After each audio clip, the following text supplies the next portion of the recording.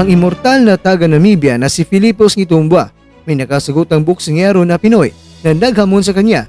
Pinoy, minaliit ni Tumba, hindi kakasan dahil gusto makabawi sa angas ng Pinas na si John Riel Casimero.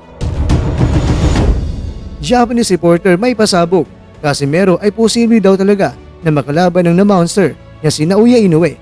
Magbabagi ng po sa Mr. Kwento ng mga nilalaman ng mga balitang ito at hindi ko pa ito gawa-gawa lamang.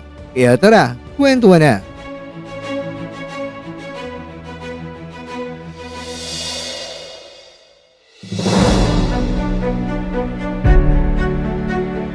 Alam niyo ba mga kakwento na may Pinoy na boksingero na nakikipagpalitan ng hindi suntok pero mga banat sa comment section sa isang post ni Philippos? Umaba ang kanilang conversation ng dalawa. Tila ba napakawala na ng mga 1-2 combinations ang dalawa mga kakwento? Sa post na ito ni Philippos, ang boksingerong Pinoy ay nag-comment at nagsabing, "Philippos, narinig ko na ang kampo mo ay nag-offer ng laban sa akin pero tinanggihan ko yon dahil sa pagkakataong iyon ako ay may personal na problema. Pero ngayon, ako ay handa na, kaya gawin na natin. Handa na akong mangyari ito. Tara, magharap tayo sa ibabaw ng ring." Pero ang naging kasagutan ni Philippos ay ganito, 17 wins, 6 losses, 1 draw. Ano ka ba? Mag-isip-isip ka. Please lang, wala kaming oras sa'yo para sayangin naman sa susunod. Pero ang sabi naman ng Pinoy ay okay, maghintay ako champ.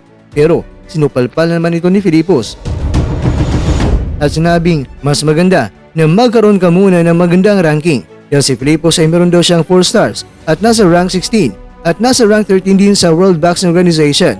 Kaya sana ay may malaking respeto itong Pinoy sa kanya. Ang belta naman ng Pinoy ay nire-respeto kita bilang isang kampiyon. Kaya nga napaka-interesado ako na labanan ng kampiyon na tulad mo. Pero ang sinabi naman ni Philippos na maraming salamat siya. Pero ang labanan nitong Pinoy ay easy fight niya talaga. Very easy daw talaga. Kaya ang naging sagot naman ng Pinoy ay sige, tingnan natin dahil ako ang iyong malaking pagsubok. Ano naman kaya ang naging sagot ni Philippos? Kaya kakwento, ito ang kanyang kasagutan. No way champ. How about quadruelas? Kaya dito na, hindi na nag-reply ang boksingerong Pinoy kay Philippos dahil nasa isipan pa rin niya na makabawi kay Casimero. Pero sino nga ba ang boksingerong Pinoy na ito? Siguro mga kwento ay naitanong niyo yan.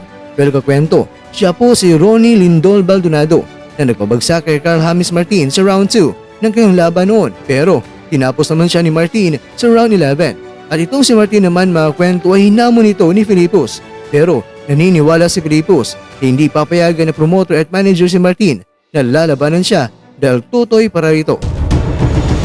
Sa ngayon ay hindi man makaharap niya si Casimero pero ang nakalaban naman ni Casimero ang makakaharap niya at yan ay si Yuki Noriguni. Kaya naman pagkakataon na ito ni Philippos pero hindi sa ibabaw ng lona dahil sa paparating na press conference sa mga boksingero. Ikaw kakwento, Team Philippos ka ba o Team Ugoni?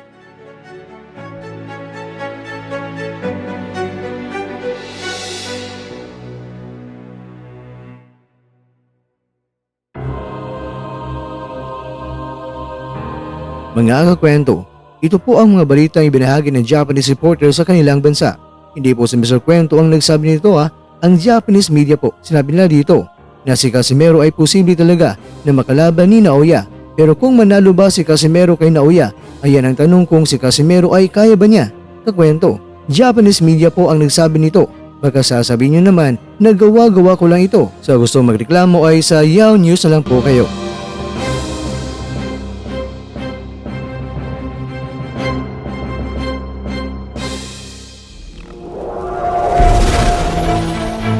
At dyan, nagtatapos ang ating kwento.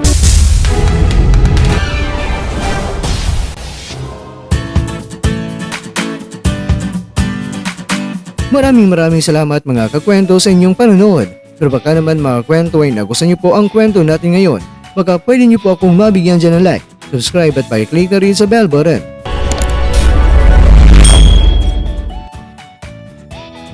Pero bago tayo matapos mga kwento ay syempre, shoutout po muna tayo dyan sa ating mga kakwento. Kay kakwentong Julian Pedrosa, kay kakwentong Willow, kay kakwentong Jab TV, at ikaw kakwentong nanonood ngayon, shoutout sa iyo dyan. Bueno, hanggang dito na po muna ang ating kwentuhan at abangan nyo lang po ating susunod na video.